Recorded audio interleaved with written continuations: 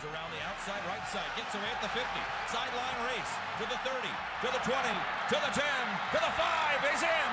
The Breeze has scored a touchdown for USC. 67 yards, and the Trojans lead 20-3. How do you do?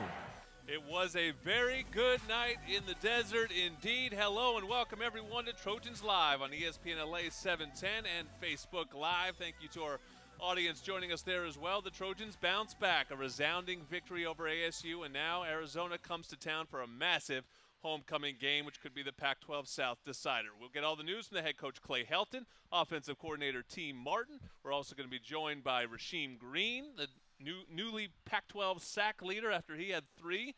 And basketball season just around the corner, 10 days from tomorrow. It starts on November 10.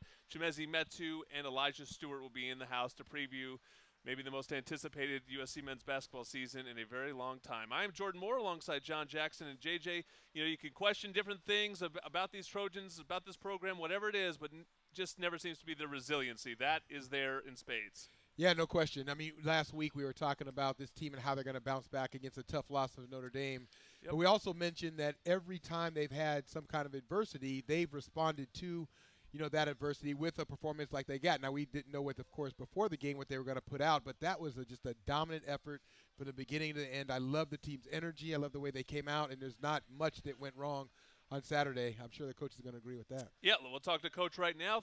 Brought to you by Ralph's. Trojan fans get 1 free admission to the Ralph's Ultimate Tailgate Experience at select USC football home games this fall when you purchase $35 of participating items at Ralph's. Look for the signs and tags in store. Every $35 you spend gets you 1 admission.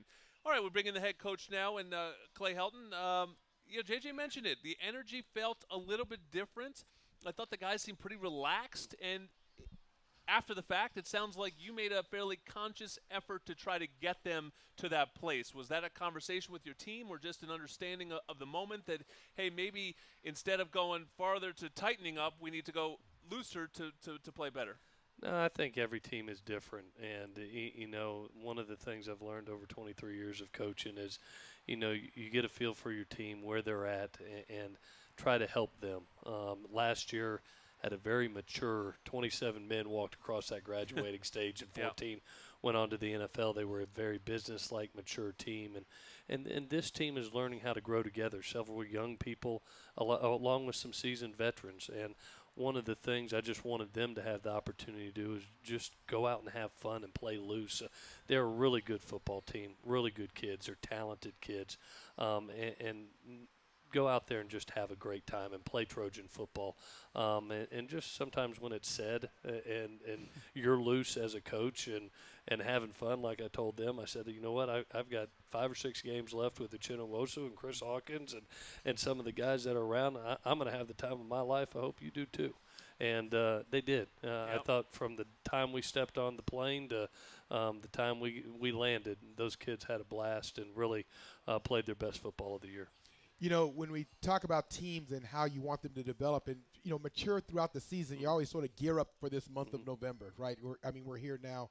It's just the championship month. The games are must-win games.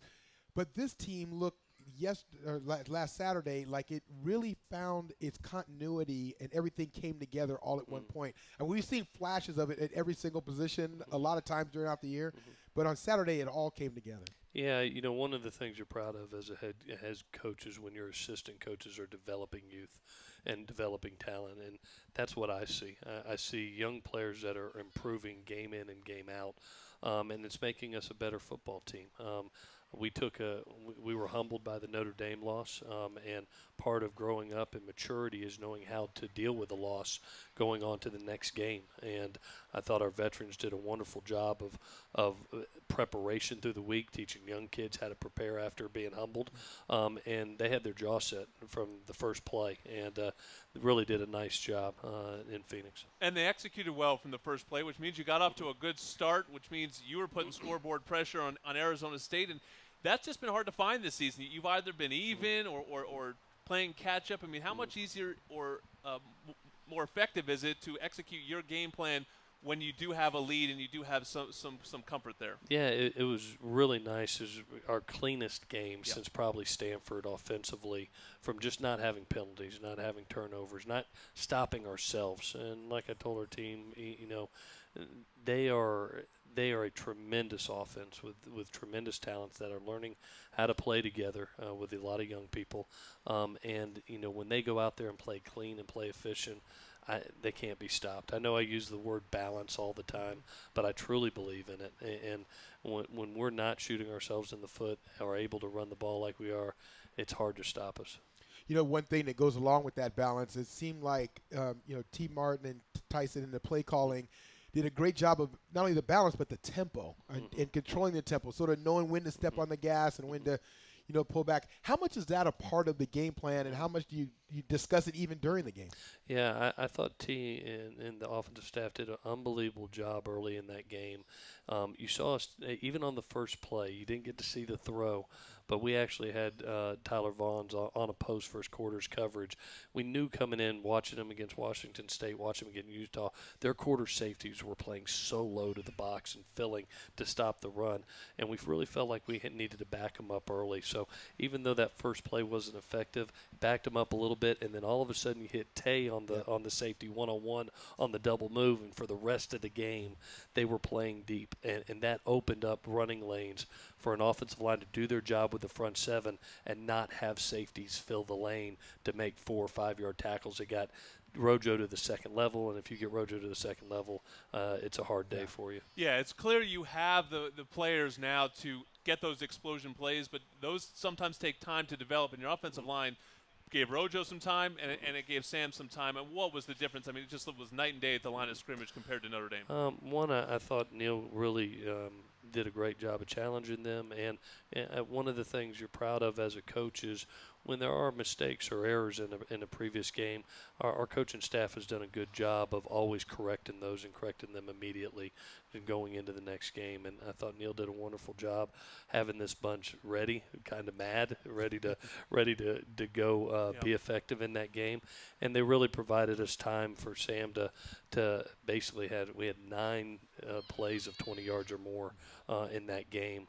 That's great explosiveness, and then you know, anytime that you rush for 340 yards, you'll take that any day of the week.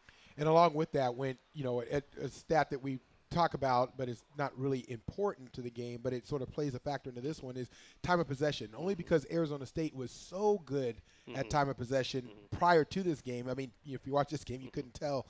But to be able to control the ball, keep it away from their offense, obviously, and shorten the game on them, big difference, right? Yeah, when you looked up at halftime, I looked at our play count, how many plays we called. We were at 51 at halftime, and 2 things were happening. One, the ability to stay on the field on third down. I think we finished at 47% on the night.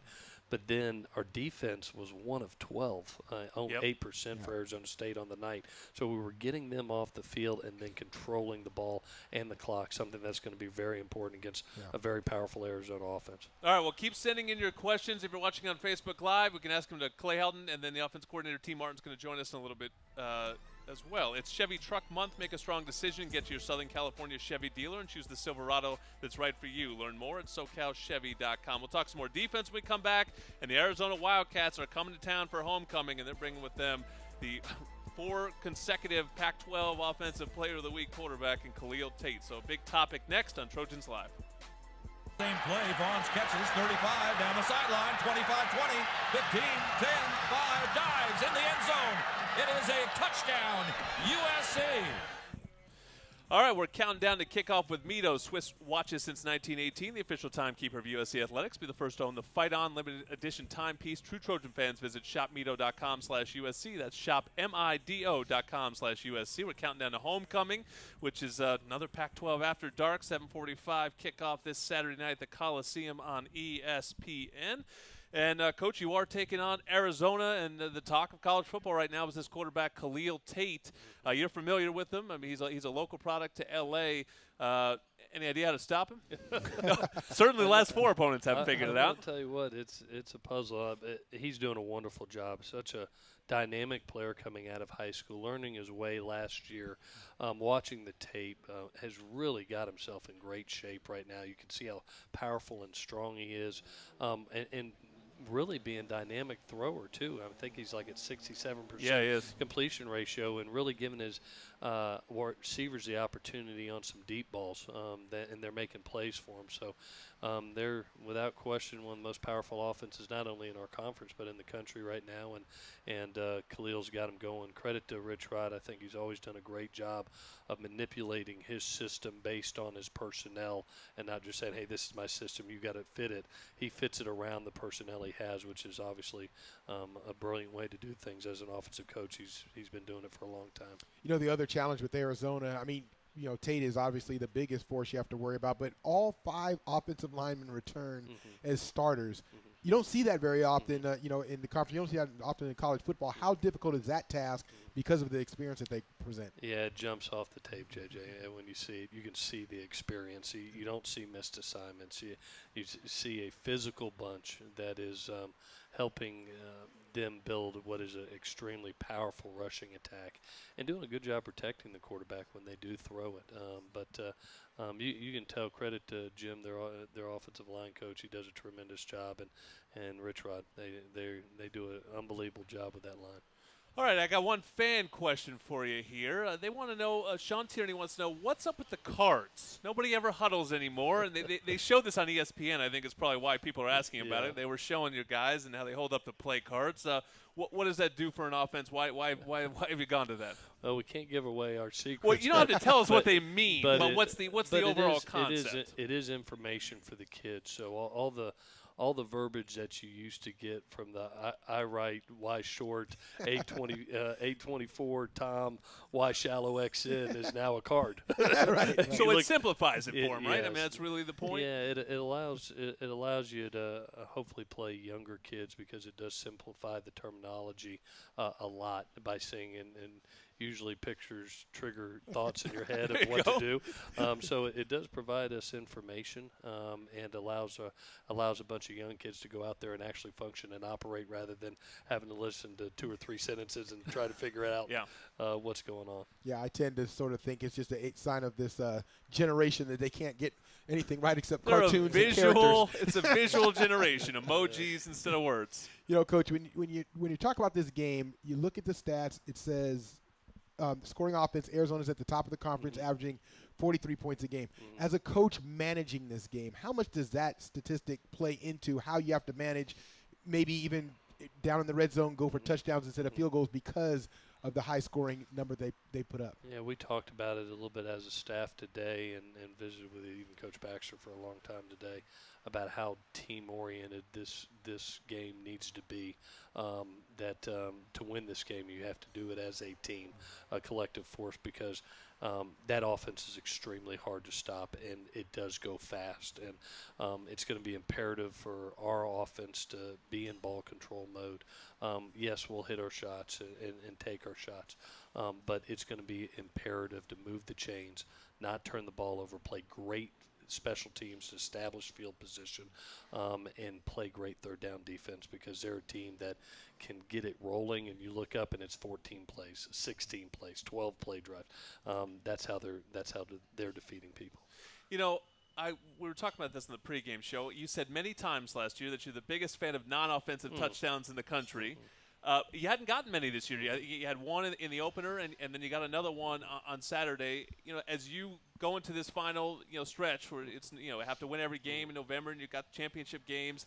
How important do you think it is to get some playmaking from some spots other than the obvious guys? Yeah, definitely. I think any time that you can get that non-offensive touchdown, it just separates yourself from the other opponent. It's like creating an automatic 14-point swing. Yeah. And we got one the other night with YK, which was great at the end of the game. And I am a huge fan of it. It just makes it so much easier. It provides so much momentum and separation from your opponent. And it's one of those things that hopefully we can try to create this week. You know, one of the things that happened in the game, or the only thing that really went wrong during the game, was the Hail Mary situation where they were able to hit a touchdown, and took a long time to Mm-hmm. took a long time to figure that out, that it was a touchdown. I noticed that both teams go into the locker room and sort of describe how that whole scenario came about and why it took so long. Yeah,